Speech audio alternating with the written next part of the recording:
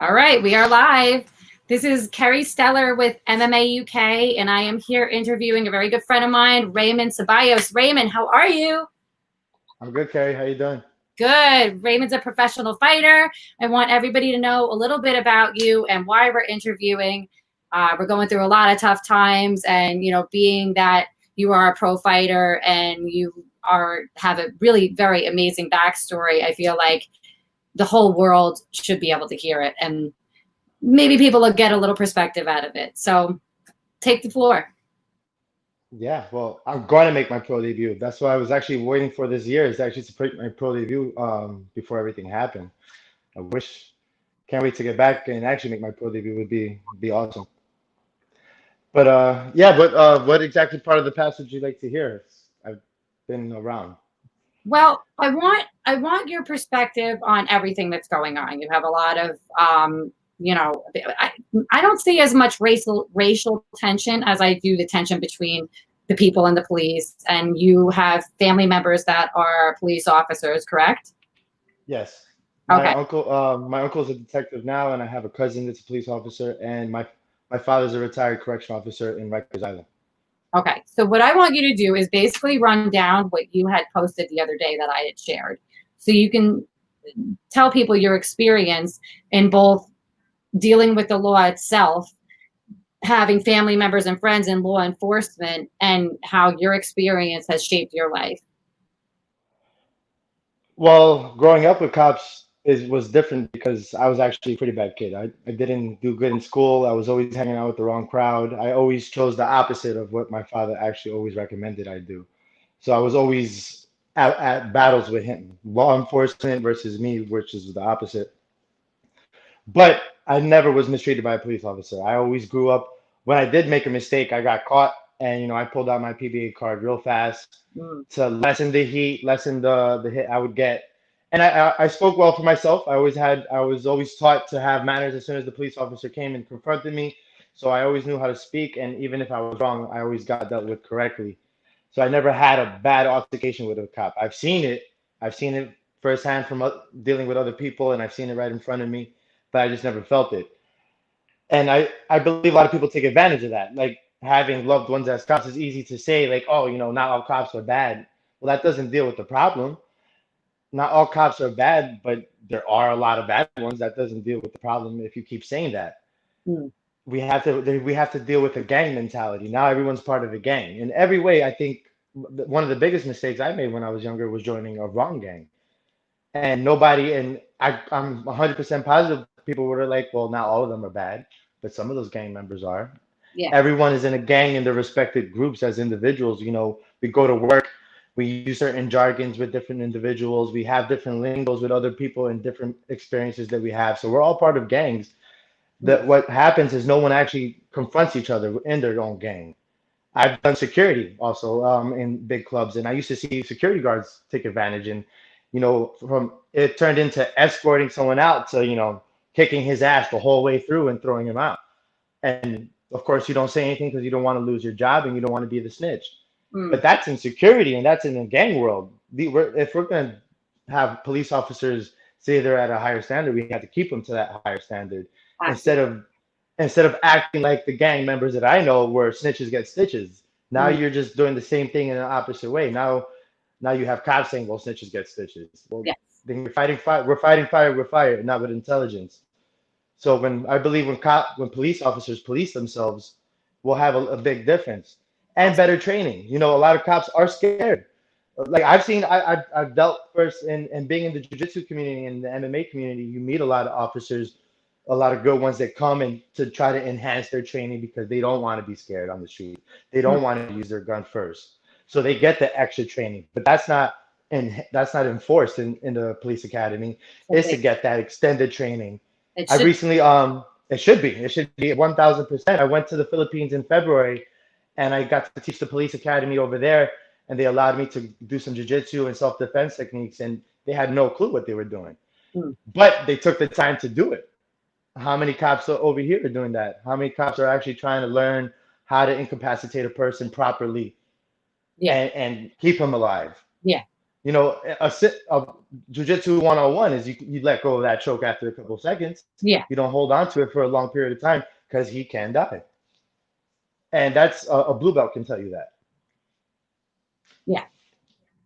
Yeah, it's true. And if they actually enforced or got say a training program and they picked um maybe some MMA fighters that have like you said an extensive jiu-jitsu background and they learn more hand-to-hand combat, you wouldn't see them so quick to pull out their gun or do something that will end a man's life because they're not trained to do it properly where it won't. Yeah, absolutely. Like I'm a pretty muscular guy. If I was approached by a police officer, I'm not going to think that he's going to want to fight me one on one. Why would he? The chance, depending on the size of the officer, that's stupid. Like, he's not going to face me with his first instinct, like maybe I could take this guy down. No, he's not going to think that. He's Yeah. going to quickly reach to his sidearm and go, I might have to take this guy out. And that's perfectly normal because he's scared. Yeah, absolutely. Absolutely. But if they're trained better, and they have that experience, and that comes with also sparring. It's not just training. It's one session isn't enough. Like when people talk about self-defense, one class is not enough. You need a program. No, you need a program and you need to maintain that program. Yes. Yes. And I think that is more of the answer to the problem than anything that's going on right now. I think that if they looked at it from a perspective of let's solve this instead of defunding and put funding into different places of the police force, because right now we're about to see half of the NYPD walk away. They're about to retire. I was at a protest yesterday because I was invited by a friend that told me it was going to be peaceful, and I was like, and one of my local friends own a business right down Queens Boulevard, so I was definitely going to make sure nobody was going to act stupid and break anything, and I wanted to see firsthand what was going on. And during the march, I ended up being right next to a police officer, talking to him about the situation, and next to the organizer of the protest. And the organizer was very well spoken. He had a good message to put out, but he had a sign that says, cops should quit their jobs. I was like, well, I was like, all right, so now we're gonna have a discussion. This is what this is for, right? You're the organizer of this protest. You're saying cops should quit this job. I'm talking to a police officer. I was like, so this is the perfect time for us to have this dialogue. I was like, you want them to quit? I was like, you say your sign says you want them to quit. I was like, but what if someone gets raped right now? What if a murder happens? I was like, who are you gonna call? And he's like, let the people handle it. I was like, they are the same people. Those are the ones that were appointed and got this job. That doesn't make sense. He's like, well, I was like, well, then I was like, if you have to ask anything else, that means quit their job is not an answer. That means we have to find a better answer. But I was like, they could get trained better, which the cop agreed with. He was like, absolutely. I was like, he's like, a lot of cops don't really know how to defend themselves. 100% correct. And so we had a dialogue, and it was getting good, and the protest was peaceful. Like a lot of different people. It ended. The end of the march, the cop actually looked for me, came back, shook my hand. He's like, "Yo, thank you for that conversation." And the organizer of the protest got his message out there, so it was cool. Well, it's needed. It's needed, and that's why I went to the peaceful protest in Huntington. What was it, a week or two ago? No, a week ago. I went down there to show what's actually going on, and there was nobody that wanted to fight. Nobody, people weren't even calling for defunding the police at all. Nobody there, at least, because I come from an area in Huntington that, you need the cops, because if not, you're going to see a lot of uprise in different kinds of crimes in different kinds of areas, and it's not just. Oh, you can't just go, oh, well, it's in a ghetto. No, it's all over the place. People are shady. No, it could be your next door neighbor. So you become then, excuse me, a lawless society. So I don't think the answer is to defund the police or for the police to retire, which from what I've read today, you're about to hear about that. 800 NYPD cops are about to retire. And with the police chief, that's not good. That's not good. I'm never going to go to the city again. That's a lawless society. We can't have that. But to take the funding and put it where it should be, and put the funding to communities that need it, but also train the cops, train them. Solution maintain that training needs to be maintain that training and have some kind of psychological training too. Big time. They need and it's because when you witness something or you're a part of something, and I mean, there's so many factors that go into it. that we don't understand because I'm not a cop. So I don't know what it's like to deal with that mentality and deal with people either being afraid of you or wanting to chest up to you. I mean, I saw a video where a guy grabbed the barrel of the cop's gun and the cop went and took the butt end of it on him.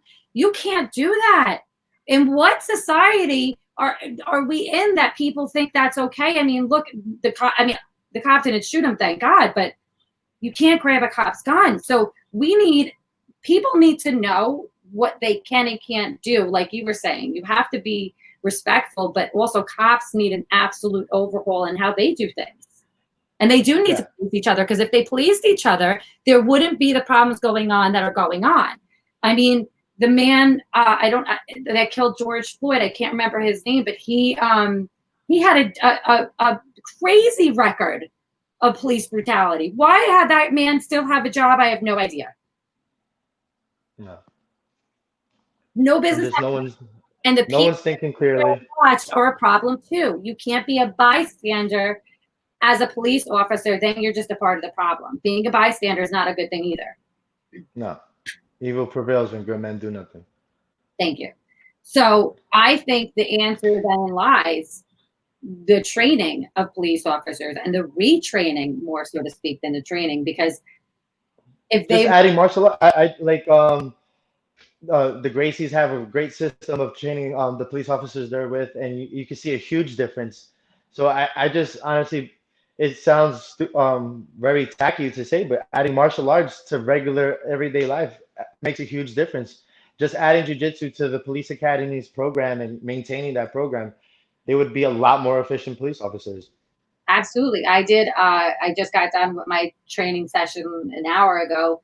We did pad work, strength and conditioning, and then we rolled for about 20 minutes. Which is really great, you know, that I have a private trainer that he comes over. My coach is awesome. It's great. We have a great time, but it's imperative, especially right now with what we're going through, and that you're not allowed to go to a gym. You're not allowed to train in a gym. So they're promoting unhealthy lifestyles right now. So for me, I'm like, all right, well, I'm going to take this quarantine and do something with it. So I'm doing a healthy lifestyle change, and I'm, now training once or twice a week. And I'm incorporating so many different things. And I think everybody needs to be doing that right now. Some kind of. The gym is the most. I'm so upset about gyms being closed. It's ridiculous that people think we should be closed, and we're not essential at all. You guys, because if you look, cleanest places if it's done right. People are extremely clean, and we're healthy. We teach health. We encourage healthy people. So the fact that people haven't opened up gyms, to show you. One thing that has gone up, like I'm a conditioning coach, so that's most of my clients usually are firsthand. I'm very in contact with them. I would say a lot of them, their anxiety levels went up. Yeah. I have one client that says he now might have asthma, and these are things that people are not paying attention to. Why? Because they're not focusing on it. I was doing some homework. I'm gonna go a little off, but. The CDC has it, and anyone can look it up. 90% of people who died from the coronavirus had one or more underlying issues, health issues. Number one being hypertension, second being obesity, third being lung disease, fourth being diabetes, and fifth being cardiovascular disease. All those that I just named can be reduced with physical exercise. It's been proven to be reduced with physical exercise. You pay attention to your diet a lot more when you're healthy and your brain's functioning more. So I think they're keeping gyms closed on purpose. Absolutely. No health professional I know, like 90% of people had underlying issues, died, right? 99% of the health professionals I know didn't get coronavirus. No. They came out completely negative. All my clients came out negative. They still maintained their. I had it. I know people like Claire had it in October. And didn't even know this. Their medical bills. Literally, two of my friends one was an undiagnosed lung disorder, and the other one came up with a flu-like illness. And this was back in October. I was around people that were so sick in January and in December that they couldn't get rid of it. And out of all of my friends, I was probably the only one that didn't get it. Probably the only one that didn't get it. Why? I got my results, and I was negative for everything. I was negative for everything, and I've been to Philippines, Korea. I came back to New York. I've done protests, and I'm negative for everything. Yeah. So if anyone says, "Well, that's because you're healthy," I was like, "No shit. That's what I'm trying to promote to everybody. to keep being healthy, so your immune system can be So stronger. important. I mean, I don't even get people that I know get colds, and they'll get even just like sick, or like a respiratory infection, whatever. And I'm around countless sick people. And I'm not trying to say like, oh, I'm so much better, but I'm not. But I don't get sick. I really, really, really don't. And it's not just because I'm a healthy person that, I mean, I eat garbage like everybody else. I need to, where I lose weight. If I don't eat a good amount of bad fat, I will drop 10 pounds, and I don't want to. I don't want to be skinny. So I know it's because I still, even though that the gyms weren't open, I was still working out.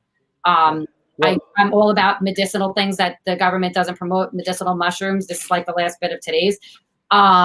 It's the amount of medicinal properties in chaga mushrooms and turkey tail mushrooms could cure so many things. It's an antiviral. Why aren't people drinking this every day? It would literally reduce their risk of getting coronavirus by like a ridiculous amount. There's too many studies that are proving that people that smoke pot are less, you have less of a chance of getting it. Why? Because your lungs are opening it up. People don't believe that, but it's true. When you smoke it, CBD too, it opens your lungs up. So it's not. Speaking of lungs, how come nobody does any breathing exercises? I was just going to say that. It's crazy. Everyone pays attention to their food, their water. No one pays attention to their breath. And now everyone's covering their mouths and restricting their lungs. So I think it's going to get even worse. I honestly believe in a couple months, if people keep wearing masks the way they are, it's going to get extremely worse. Only because no one's, and on top of it, no one practices breathing exercises. So your lungs are really never, everyone works out their muscles, they work out their brains, you know, you read different things, so you're exercising your brain. But no one actually takes the time to actually exercise their organs and their lungs and make sure those muscles are strong. We need those. Right now, the respiratory diseases that are raising is ridiculous. I have friends that never had asthma now saying they have breathing problems. And this is just random people talking to me. So I'm like, man, this is really, and I'm only saying this a year because I was blessed. I didn't get sick this year. Yeah. Every year prior to this year of me learning the Wim Hof method, I was sick every year my whole life. I got the flu, colds, everything. Even being in the gym as long as I did. It was only until I started doing the breathing exercises and cold exposure that I actually have my first time not having a sickness, cold, or flu. And it was the most important year, go figure, that I needed it. But there's tons of studies on the cold exposure increasing your immune system. The breathing exercises increases your immune system and just has a healthier lungs. Absolutely. So why wouldn't you want that? Why wouldn't you want healthier lungs to transport oxygen more efficiently to your body? It's so important. That was actually something we were doing today while I was training. I was stopping constantly and concentrating on my breathing because, you know, sometimes I get caught up in it and like in the technique and learning something new at the same time of doing. You forget to breathe. Where I'm like, I won't breathe. You know what I mean? Yeah. And I can hold my breath for a minute. I didn't even realize how long I can. And John's constantly, he's like, breathe, Carrie. I'm like, all right, yeah, I got it. Hold on, give me a second, you know. So I gotta regroup and remember. But no, it's super, super essential and important. And people don't understand when you go to certain places, like say you go to Las Vegas and you walk through a casino, you feel very different. There's a reason. There's elevated oxygen levels. I've walked through casinos in Vegas and felt like almost floaty. Like my body wasn't really connected in a weird way. Like I wasn't feeling grounded, very strange. It's the only way that I can explain how I felt. But this happens a lot at casinos. And when I get off of elevators, I get a weird feeling too. That's why I don't go on them. Take the stairs. Yeah, but I'm all about the breathing exercise. I promote it all the time. I have a lot of clients that I've almost switched my training. I used to train a lot more people just physical training, and now I'm training a lot more people with breathing exercises. I would say almost 80% of my clients now just want the breathing exercises. Smart. Just because of their anxiety. A lot of them are just like, damn, I'm really anxious, and it's because we're cooped up. Nobody understands that if you keep. A lot of people's mad at the looters, right? And I get it. It's fucked up. It's annoying. But you have a lot of kids that are just stupid. They've been home for months. A lot of businesses, they're broke. A lot of people shut down. So you have a lot of upset people that are they're in this stressful environment all day long. And now they were told, let's go outside and fuck shit up. Of course, it's going to happen. Yep. So does it suck? Yeah, but you can't really blame them when everybody's been doing the same thing. Nobody taught anybody to do. Not one time did I see during this quarantine people saying, you got to breathe. Very few professionals were saying it, but it wasn't on the media to, you guys got to strengthen your Going lungs. outside. They were discouraging people from going to parks and getting vitamin They D. even There's certain they places, even closed the parks. certain They places that can't closed the they shut down every park, which is ridiculous. Why can't you let get people it out. just walk? Now Long Island did. One of my friends comes out here all the time and said it's so different out here. I'm like, it's actually incredible. I was yesterday at a park. It was packed. I mean, it wasn't overpacked, but there was a lot of people there, and it was nice to see people actually outside. And it was funny because I saw a lot of people with masks, but then I saw a lot of people without them. And I said to my friends, if you want, I'll walk away from you guys a little bit so that you don't feel uncomfortable, but I'm not putting a mask on when I'm outside. I'm not putting masks this entire time unless I see some like anthrax floating in the air from an Yeah. airplane. I'm good. The only way I'm putting a mask on is when I go to the store and they tell you you have to. That's the only reason why I'm putting it. I'm in and out. I am not trying to keep that thing on long. I don't like it's uncomfortable. And I know just from remembering what was it, biology, you breathe in oxygen and you breathe out CO2. You breathe in oxygen and you breathe out CO2. So when you're wearing a mask, and especially the people that, and it's so funny because they were saying at first that you can't have them where they had space or it wouldn't work effectively. But where you have space, you're still getting a little oxygen in and maybe the little CO2's getting out. But when you're wearing one that's completely sealed to your face, there's no room for anything to get in and out. And you're literally breathing out CO2 and bringing it right back in small amounts. And what does that do over a period of time of long exposure? Permanent brain damage, heart attacks, heart failure. The things that can happen from long-term CO2 exposure is worse than the virus, and people need to understand that. And it's honestly common knowledge. We learned it in high school, and if you can't remember it, you can look it up and Google it. I'm not lying. You know that. So, No, you're right. And another argument that I would put is that people's carbon dioxide threshold is going to lower. yeah, So you just as you exhale the excess carbon dioxide in your lungs, but you still need carbon dioxide in your body for the Bohr effect to take place and for your muscles and organs to actually absorb oxygen. So carbon dioxide is the key variable in your body. You need it. yeah, But when you're constantly inhaling and exhaling carbon dioxide, and you're going to cause yourself to overbreathe. Your carbon dioxide threshold is going to lower and lower. So you're going to inhale, exhale a lot more frequently, putting yourself in a sympathetic nervous system state. So you're yeah, always going to be in this stressful. That's what happens when you're having an anxiety attack or an asthma attack. It's just you not being able to absorb oxygen into your lungs because you're constantly exhaling carbon dioxide. So now your body shuts that down, and you're always in this stressful state. So if your carbon dioxide threshold lowers significantly, you're not actually absorbing any oxygen. mm. So when people have this, yes, a couple, maybe an hour or two is not going to affect you, but hours a day for months at a time is 1000% going to cause everyone's respiratory functions to lower. So tell me that will not be detrimental to kids in school when they decide to say your kid can't go to school without a mask on. What is that going to do? 1000%. 1000% is going to affect them because doctors now say it's stressful to your lungs. And So these when people are and just literally masking their kids up outside in public. And I don't want to yell at people, and it's not my job to sit there and tell people this is what you should do. But it is imperative that people know what they're doing to the long term to themselves and to their kids. It's man, absolutely I'm imperative. straight up. Like I don't really give a shit if people get mad at me at this point. Yeah. Like if you're gonna mask your children for hours a day, why not take 5 minutes to give them a breathing exercise? Yeah. Doesn't that sound a little bit? It's Doesn't so that sound a little unhealthy. smarter? People do not And I do. had people offer me at one of the protests. There was a nice guy. Yeah, he's like, "Hey, you want a mask?" I was like, "No, I'm okay. I believe in bacteria in my immune system."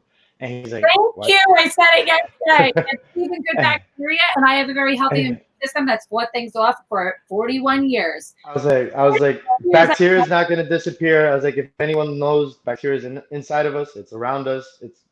We have to learn how to adapt to it, not make it disappear. And he's like, all right, that's cool. I was like, if you say coronavirus is deadly, then we just wiped out all these nice people. Mhm. I was like, if it's not that deadly, then we should just take a deep breath and still march on. Yeah. Now, mind you, right? You have really intelligent people out there that are not just thinking logically in that respect of we have literally been around germs forever. Forever. Mm. Now you have women that perpetually go to nail salons that are inherently dirty. Ladies, sorry out there if you own one. Sorry if you're a big fan of nail salons, but that is the first place you're going to get exposed to hepatitis C. You're going to get exposed to every disease out there. It's worse than a school. Nail salons are worse than a school. Sorry, guys. Douche thing of me to say, because I know people that work in them, but it just is what it is. They're unclean. They are basic sewers, and people love going to them. And then you have people that are literally fine with everywhere else they're going. You walk into the DMV, you don't see people wearing gloves all day long at the DMV. That place is a fucking sewer. People are handling money. Money is full of germs. People put it up their nose to go and... What? I have never seen people have a problem smoking a bowl with their friends. Their friends will be sick. You don't know what your friends have as germs. You have no idea, but they'll pass that around, and all of a sudden, everything else is a problem. All of a sudden, germs are a problem. 5.5 seconds ago, we were all passing shit around outside, and now it's a problem. I don't understand it. It's fear-based, and it's just a lack of study, and it's just stress. I believe it's funny, a university, Northwestern University, did a study on negative and positive thoughts, and they studied this brain called the anterior cingulate cortex, and it's a part of the brain that handles problem solving and decision making. And they saw that when you prime your mind with positive words, this part of the brain was fully activated and and people actually solved problems very efficiently. Yep. Versus people who were negative, primed their minds with negative thoughts, it didn't show. So this part of the brain, when dealt with negative thoughts and stressful environments, actually doesn't activate. So you actually, when you see people who are negative and they go, I can't do this, I can't do this. The fact that they're saying I can't do this makes them actually can't do it, because they're just not using different parts of their brain to fully activate and problem solve it. Mm-hmm. Exactly. So when you have all these people in stressful situations, they're clearly not thinking. Yeah. Because they're not seeing anything positive anymore. That's what's happening. Nobody's seeing or saying anything positive. And that's just universal law of attraction. What you speak and think, you get back. So if you're that person that's like, I'm never going to catch a break, and you say it constantly and you think it, you're now magnifying that 10,000 times. And those are the people that never catch a break. You have somebody that is so concerned with diseases and cancers their entire life, and then wonder why they get sick all the time. It's all you focused on was cancer. Guess what? And these are people never smoked, never did anything that they should have it. It's thoughts become things. And it's so imperative that right now people really realize that, because right now it's incredible what people aren't getting.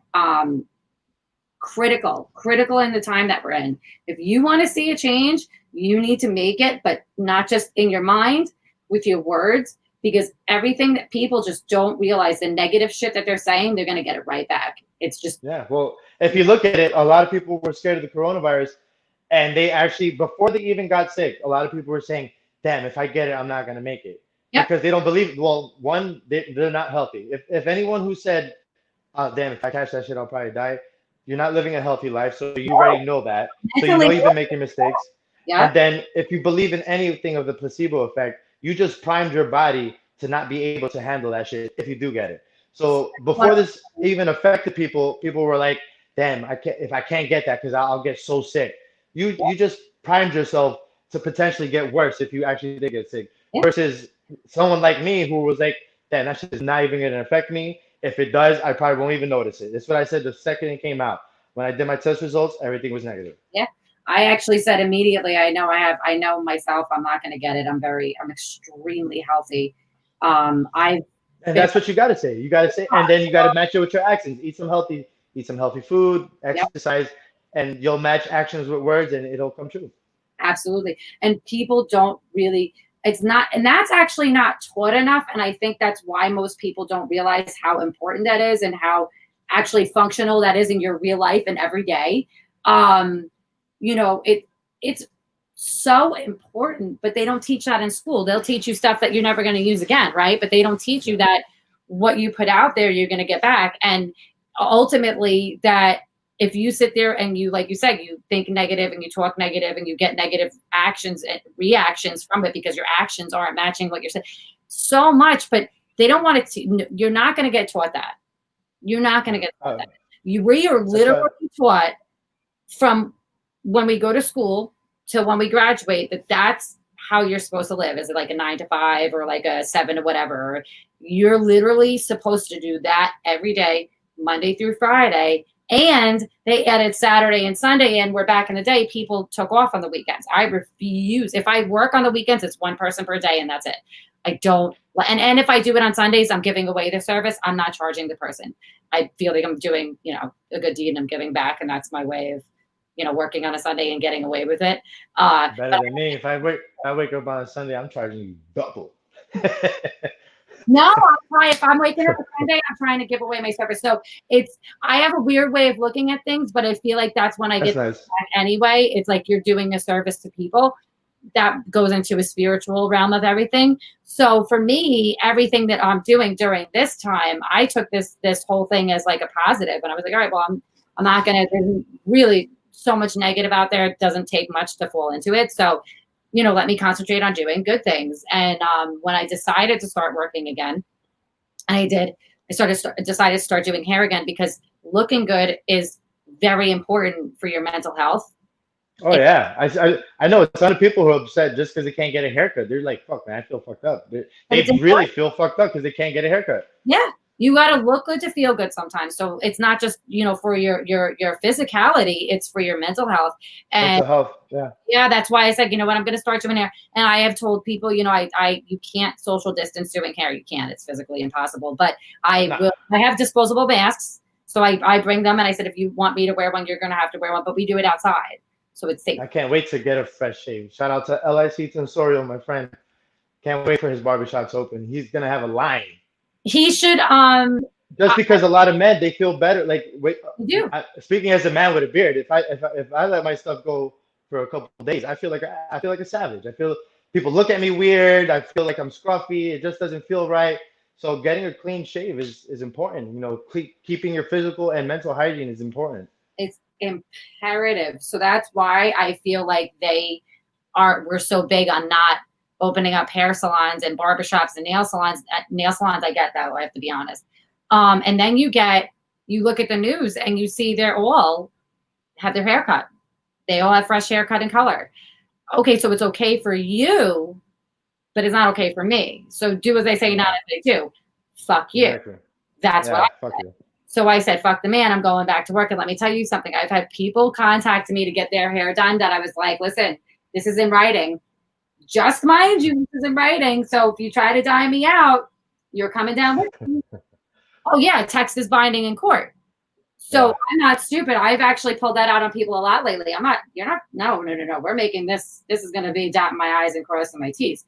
So it's imperative, but I feel like I'm doing good for the world. And I'm doing a service to people that right now can't get it done. And actually at somebody's house, you know how clean your house is, So in doing it outside, it's even cleaner. The hair is going into the air. I don't have to worry about it. You don't have to worry about it. And half the time I tell them, use your own towel or your own whatever, because you don't want, it's even though bring your own, yeah. Smart. It's better. I don't want to have to go and buy paper capes and stuff. Just use your own towel. Make it easy. Yeah. Think about it easy, but with training, with doing, the MMA that I'm doing, you can't social distance doing that. So, I mean, at the end of the day, I don't have. I'm really scared for jiu-jitsu because I have no idea what it's going to look like. I feel like people will eventually get back to normal because it's impossible to do. Yeah. Ever. People are around staph in gyms. People are around ringworm in gyms. People are around all sorts of bacterial infections in gyms all the time. What they will have to do is between rolling sessions and stuff, they're going to have to disinfect the mats. Be a little bit more diligent on the disinfecting. Yeah. But I can't wait to get back to jiu-jitsu. And I just hope that people see how important and useful it is. And today was great. Just not be scared to do it. Yeah, today was great. We practiced triangles. It was awesome. That was a lot of fun. Awesome. I had a blast. Yeah, and it's cool because learning. Like I did a little jiu-jitsu back in the day, But now doing it and watching the fights and everything, and I can really see.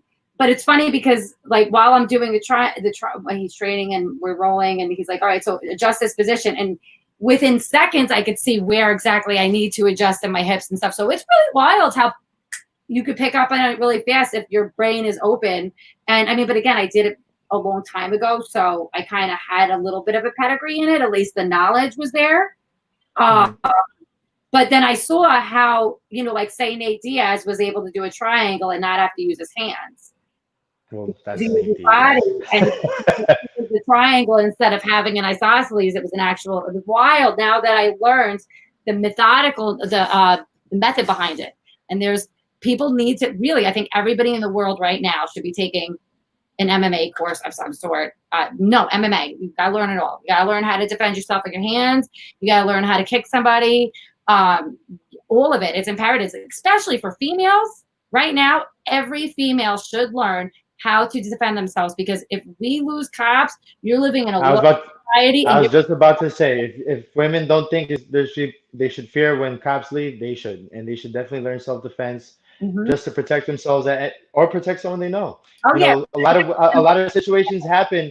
Say your boyfriend's getting beat up. You need to help him.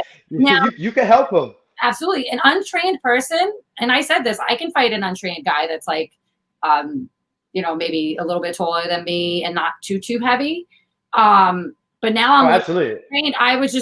My coach is way bigger. Like he's like height wise, we're about the same, but he's a big fucking guy. So now I'm learning to deal with the weight of somebody that's way bigger than me. And, I would not be so scared. At least know you could be. I'd feel bad for somebody that tried to get me on the ground at this point. I would feel bad for an untrained person to try to come at me, because it would be fun for me and not for them. Because every fight starts on your feet. Every fight, it starts on your feet. Somebody's going to come after you. They're going to come after you generally and try to punch you. But a guy that's coming after a girl, they have one objective, and that's not to beat you up. That's to rape you. I'm sorry. I hate to say it. And I don't want this to turn that way, but it's true. The guys, you got to be honest with people for them to listen. You got to be honest with people for them to listen. If you say everything in sugarcoated, nobody's going to listen to you. Absolutely. And you know what? Girls shouldn't have to change the way that we dress to be able to combat that from happening. We should know how to defend ourselves in said outfit. If that happens. I agree. Right. What if your boyfriend's being jumped? You should be able to at least take out one person, or from behind. Absolutely. Yeah. Females should be able to do it. I mean, I can't wait to show pictures from when I first got injured beforehand, because I was showing my trainer pictures of me before I got injured. And he was like, "Oh, you've always been really," I'm like, "No, I was at one point way bigger than I am now." And then I dropped down from having 4 surgeries in a year on both of my shoulders. I went from 125 to 105 really fast in a calendar year. And my muscle was gone into my upper body. So I was borderline emaciated. I looked so bad. I didn't want, and people were like, "Oh my God, I don't want to hear that. Thanks. I know I'm really scared." 5 years later, 5 years it took me to get to 119, and I didn't gain the quarantine 15. I lost 10. So it was back down to like almost 110, 111. And now I'm having a problem getting up to 115, but my muscles are way bigger. I don't even know if than they've ever been. I'm in really great shape now. Really great shape. That's in 7 weeks, 8 weeks. A lot of people can't say the same thing. And I feel sorry that a lot of people have gained so much weight during this quarantine. They've worsened a lot of their habits. Yep. Gyms really need to open up so we can start helping people out. I got that much muscle. Now that's incredible. That shows how kickboxing and jiu-jitsu and strength and conditioning, it all works, people. Get yourself into some kind of training, because I'm in the best shape I've ever been in my life. Even before I got injured, when I kickboxed for years, better shape now. At King's Combat Fitness, we've already started figuring out ways so people can already social distance and train and still have a good training session. We've already been working on trying to be ready when the time comes so our students could come right back. It's imperative, and I feel like every gym should make a self-defense course and make it like like you can't just come from one class. You have to come and do the whole course. That way, you're not sending somebody out there ill prepared, because that's the thing is that, you get a couple girls that'll train, and this is Trudy, yeah. in females back when I was at a kickboxing gym. I don't even remember this. It was in the back of a gym. It had a boxing gym in the back of like an old, maybe Spartan Fitness or some shit. I don't know. But every girl that came in there, and when they would first come in, they would get like really chesty, and I was like really tiny. So they would all want to get in. So he's like, you can't spar with her. No, that's not happening. You have to take quite a few classes to be able to do that. But the problem is, and he said, I'm not going to send you out there uninformed and uneducated and not trained properly to go and fight somebody. That's ridiculous. So he would never let anybody get in his spar unless they'd done quite a few classes. He's like, no. It's smart. Yeah, smart. Because then you're forcing people to really learn. Because let me tell you something, it's super easy to break your hand if you don't know how to throw a proper punch. And that's a big problem. You see people go in there, they want to throw a power punch immediately, but they don't know how to execute it. Have you heard any news in the MMA world? I've been trying to look at more promotions opening up. So far, if you're not the UFC, you're not fighting, right? That's what I'm seeing. Although I'm pretty sure Rhode Island had done like a soft open up, and I know that they're doing a lot of jujitsu stuff, which is really funny that they do that over MMA. You're going to get fights easier in states that are opened up like Florida. Yeah. You might get fights in Vegas now because of the UFC, because they did it at the Apex Center over the weekends. Hey, shout out to my girl Felicia Spencer for fucking getting in there 5 rounds with one of the best female fighters, or the best female fighter in the entire world. Although I still want to see her in Cyborg rematch, because I do think it would go a different way. Just my personal opinion. I think so. It's skewed for Logan and how they assess that during her fight with Felicia, saying, oh, Chris Cyborg wouldn't beat her again. Well, you can't say that, because the first time she lost, she went on a 13-year undefeated streak. She lost once, not again for 13 years. So people need to chill with that. But Felicia, I think Amanda Nunes spanks that ass one more time. I don't know. Fight? Amanda Nunes is a beast. She's great. I love the way she fights. Fight on Saturday? Yeah. Yo, Felicia has one of the hardest, strongest shins I've ever seen in MMA. Amanda couldn't knock her out. Yeah, she did great. If fights Felicia, I'd be fucking afraid of that girl at this point, because Amanda Nunes couldn't knock her out. And I don't think did Chris Cyborg knock her out? No, she went 5 rounds with Cyborg too.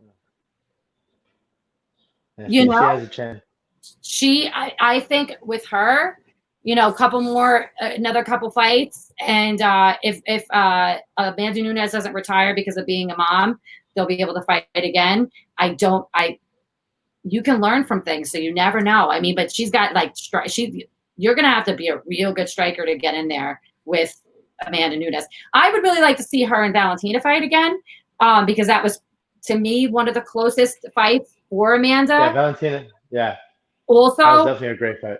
I wouldn't mind seeing a rematch with her and Jermaine, because that was a really good fight, and she had Amanda in a little bit of trouble where nobody else has. Yeah. So she's beatable. People are like, oh, she's unbeatable. I'm like, have you seen her record? She's lost 4 times.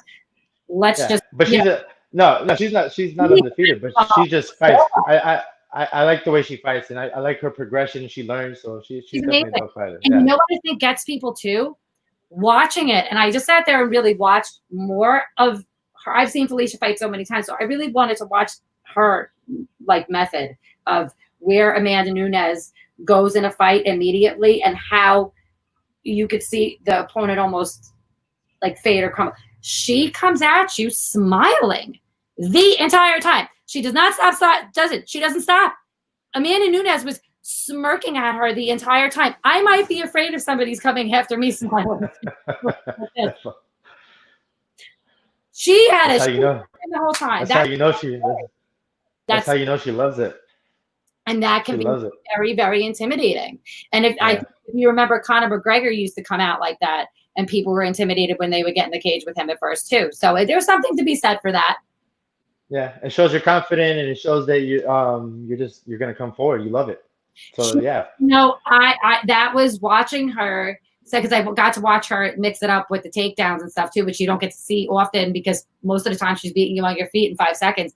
So that was a really great fight to watch in general. But it did, I do have to say, shout out Felicia. You have a fucking bad ass chin. That girl has she is hard. They asked her if she wanted to stop. Nope.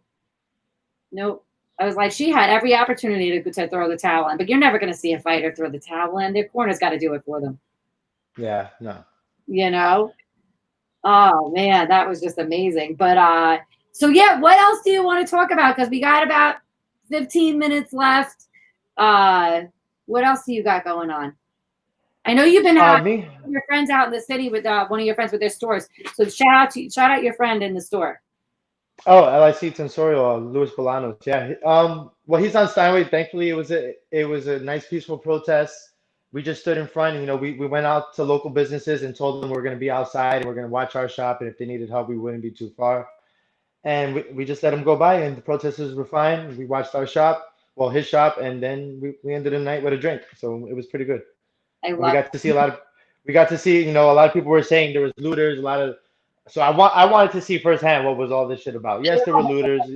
At nighttime, there's gonna be people that act stupid anyway. No matter what neighborhood, rich, poor, black, white, there's gonna be stupid people. So exactly, that's always gonna happen. But I saw a lot more white people. There's people acting a fool at night that are all races. It's everybody. Yeah. One thing I never thought I would see in my entire life. I saw a blonde lady with her baby on the back. She was giving him a piggy ride, and he was blind, blue eyes, and he was chanting Black Lives Matter, Black Lives Matter. And I was like, man, I never fucking thought I would have seen a blonde, blue-eyed little boy chanting Black Lives Matter on a blonde mom. Cousins. I have all of my cousins are either we have blonde hair, blue eyes, green eyes. Most of my family's mixed race. My niece is Dominican, so as bad as the fighting is, it's definitely brought people together, and people are definitely. It didn't divide people like they think it did, especially in New York. No. A little bit different. If you stick on the division, you'll stay divided. But there's definitely tons of people coming together of all religions, cultures, colors. So it's amazing. That's what I choose to focus on. It's beautiful to see. And you know what? That's why the other day when I went and saw the bricks, did you see the video? I took it down because I got hate for it. But my whole point for grabbing those bricks wasn't to go and I don't have them. They're not mine. My cousin's supposedly going to use them for his garden. But if that company wants them back, I said, I will definitely gladly tell you. You can come and pick them back up. We'll watch you. That's fine. I want to see your certificate of your work order, because all of my friends that are in construction and that work for like the town or whatever, they said they would never have been left in the street like that. You were absolutely right. That was nope, you were right. No, so they come on fucking, when I used to do construction, you would get them come on fucking pallets and they're heavy as shit. You just don't have a pallet of bricks. And no, but even when they said cleaning them up, they would put them behind something. They wouldn't leave them in the road like that. So I said, you had to put them on construction property. Yep. Instead of seeing a potential problem that could happen because there was a protest planned, I want my friends to be able to protest peacefully without a bunch of pieces of shit coming in and agitating the situation. And you know what I mean? Or making us look like we're not and having it be outsiders. We don't know what's really going on, but I could tell you, and I had people thank me. I said they should be able to protest peacefully without worrying one bad egg grabbing a brick. So I took them. Yeah, and if people want to know what's going on, just go outside and go join a protest. It's really not that hard. And you know what? People are so afraid of it. The protests are extremely peaceful, especially during the day. I have not seen one nor been to one that wasn't. Now, do you have pockets of racism everywhere? Absolutely. You look at Merrick. I don't know if you saw the videos from Merrick. It was heartbreaking. It was really heartbreaking to see a bunch of white supremacists out there telling people to go to another town. It was just as bad in Bayshore. I was watching a live feed from somebody that I'm Facebook friends with. I don't know if I would call this person my friend because, you know, watching the video kind of was like, it's as bad as Merrick. It's as bad as Merrick. And what they're calling for was a direct divide of, okay, your town's going to be this color. Your town's going to be that color. Is that what Martin Luther King wanted? Is that what the civil rights movement was about? Was dividing us essentially in the future? No, it was not. The red line days are over. People don't know about that they would redline mixed race people or people of color from going into certain areas, and then they would raise their taxes and the interest so that they couldn't afford it. So now you have people that can move into all different areas, and people are now calling for a divide. And it's just, I never thought I would live to see the day that people would try to overturn civil rights and they don't even realize that they're doing it. That's sad. Well, now it's in their face, and well, it's good because now people are just being blown up everywhere. Now people who had their underlying racisms are kind of being outed. Now everyone is outing everybody. It's too alive now for Yeah. people to be secretly racist. Now There are we're gonna people see who are it. now also seeking redemption, that were secretly, because look, at the end of the day, racism is not, you're not born racist. Not one Uh, person in the entire world is born racist. What happened, right? My generation, I'm 41 years old. People that are older than me, my parents, the generation that lived through the civil rights movement, should not have pushed what they went through on us. Not whites, not blacks, not Spanish, not Asians, not anybody. People that are older than us should have known better. And they all pushed their experiences on us, and it made us have our own experiences, right? That some of us didn't have good ones, some of us didn't. Over the years, I grew up in Huntington, so there wasn't really a big racial problem. We all hung out. It was so mixed in Long Island and Suffolk County is so mixed, and especially now with immigrants from everywhere, there's no room for it. You know what I mean? So you'll see people that were misguided, that didn't realize what was going on, and you can't blame people for not knowing how bad things really are. It's an ignorance, and then to get mad at people, because I've seen people that are like, literally, like, I know I was fucked up. I'm sorry, but you should let people redeem themselves too. Yeah, yeah, that's people. Yeah, I agree with your point as well. There's people who as soon as you agree, oh well, they'll still keep pushing it. Like, no, I get it. I'm trying to have a conversation with you. Let's build a dialogue instead of keep combating each other. I get it, and I see a lot of people.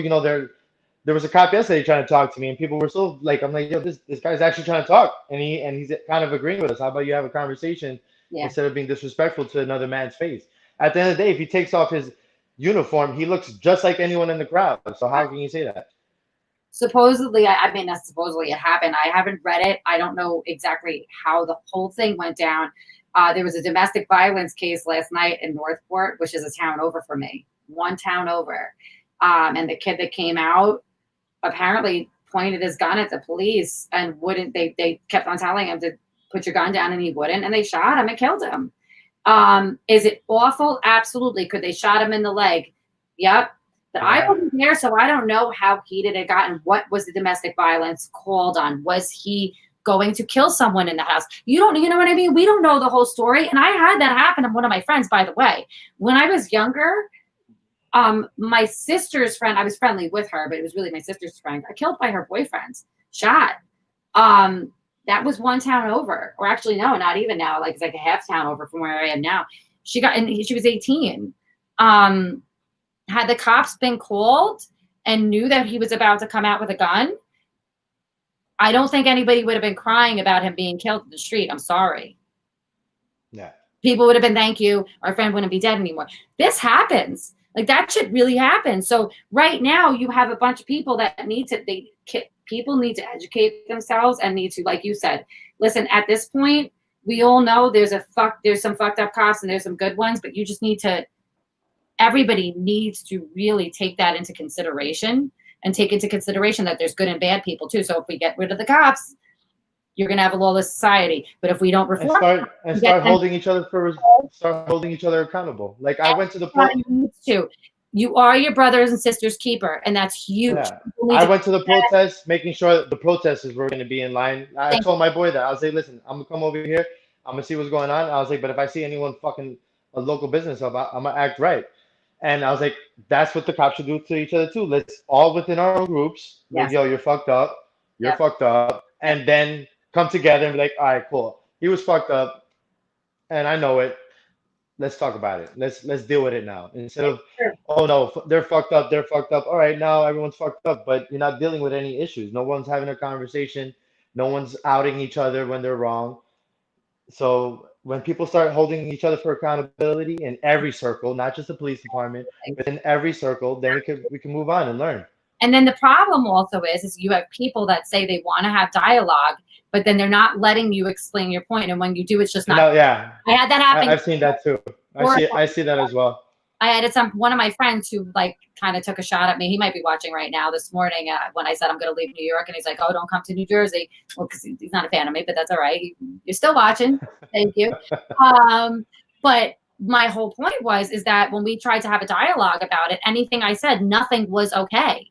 Nothing. So I'm like, well, now I'm just not going to talk to you. Now I'm not going to engage because, especially any further in this conversation, I've had to cut people off on a conversation so many times, because if you're not going to at least engage with me and say, okay, well, let's process what you're saying and come to something instead of nothing I say is right. I can agree with you. It's still wrong. I disagree with you. I'm still wrong. That's not communicating. There's no dialogue there. And everybody needs to take into consideration whatever you say, you're entitled to your own opinion. But then when you have open dialogue, you can go, okay, well, maybe my opinion's wrong. Maybe it was based on wrong facts that I didn't know, or things I wasn't right on. And then you could go and research and change your ideals. And that's what people need to do. Yeah. If I had, I guess, it's here. One healthy message that I could give to anyone is we have 2 ears, 1 mouth. Yes. If we shut our mouth and breathe through our nose and listen twice as much as we talk, we could have better conversations with each other. Absolutely. And it starts here. I hope that more people watch this and take into consideration the stuff that we've spoken about, because it's so important that it doesn't matter that everybody has opposing views. You just have to listen. You know what I mean? And then just keep figuring it out. Keep working on it. If we say we don't have an answer, we won't get one. If we say we can figure it out, we'll figure it out. We actually will come up with a way to figure it out. And I think we will. I think that this is going to change the world in a much better way. I think the world's going to be a lot better after everything. And I think that it starts with dialogues like this. I mean, I've had more conversations on the phone with people in the last 3 months of this whole thing than I have in years. This brought me back to communicating with people and healthy communications, because you could get a text can misconstrue everything. Somebody might be saying something as a joke and you could take it so seriously because you just don't know. So I don't know, brought dialogue back. Yeah, well, I thank you for making me have this dialogue, because I wasn't gonna, if you hadn't said anything, I wasn't gonna really voice myself as much as well, because I thought the same thing. Does my voice really matter? Who's gonna listen to me? And some people will go, oh yeah, with your positive shit. I was like, all right, cool. And that could happen to a lot of people. You just, all right, cool. They won't say it, but have the conversation, speak the fuck up, and say what you got to say sometimes. And someone might listen, someone might not, but at least you said it. Absolutely, absolutely. And I think that takes a lot of guts. And I appreciate you coming on and talking and from all perspectives, because most people don't see all perspectives. So they think, okay, well, you work in a gym or you're a pro fighter and you've had it so great. Well, people don't know where you come from. People don't know your background. People don't know that you have the fight inside of you, because you're, dealing with hearing people bashing police, and you have people in your family that are, me, I have mixed race family members. I have a freaking cousin that's a transsexual. I've seen it all. I had an aunt was a cop. She was an organized crime detective and firearms and narcotics. Yeah. I love everybody. I love everybody. At the end of the day, there isn't a gender, culture, religion. I grew up in Queens, the most diverse place in the world. I have a friend in every part of the world. So I literally love everyone, and I don't really want to put any message other than I think people should come together, eat each other's food, and have a drink, and we'll have a good time, like Anthony Bourdain did. Big time. You know what we should do when things get a little bit more opened up? Maybe we'll have a party where people bring a food from their culture. Yeah, man. Another Anthony Bourdain was a jiu-jitsu practitioner at Hansel Gracie's. I know. And one of his biggest messages, eat each other's food, have a drink, talk to each other, and look how he traveled the world, and everyone around the world thought he was a great person just for that. Just having a drink, sharing some conversation, eating trying a new food, and see who you meet, see who you get to talk to. And it starts here. So I want to thank you so much for taking just about an hour out of your time to speak to me today and share your story. And where can everybody follow you? Because maybe people can contact you about breathing techniques and everything like that. NDF Fitness at gmail.com, or you could just check me out at Instagram at ndf.fitness. All right. And where can they follow you personally to follow your fight career when everything opens back up? Same thing, NDF Fitness. My fight career, I'm hoping to get some fights. If you know anybody who has a fight, let me know. I'm down to take one. I will definitely do that. You know, I got some connections. And guys, Yeah. thank you for watching. You can tune in to us anytime at MMA UK News on Facebook. We are MMA UK on Twitter and on YouTube and on Instagram, MMA UK _ Insta. So you can pretty much follow us anywhere. We're also on the net, MMAUK.net. And I am Carrie Steller. You can follow me everywhere in the Girls Corner. Raymond Ceballos, thank you so much. And I hope to speak to you soon. And actually, definitely going to speak to you soon. And I want to do another breathing exercise. Yeah, definitely. I'll catch you on that breathing session. Thank you Take so care, much. Carrie. Thank you, Carrie, for this. Have a great day. You too. Take care. You too. Bye. Bye.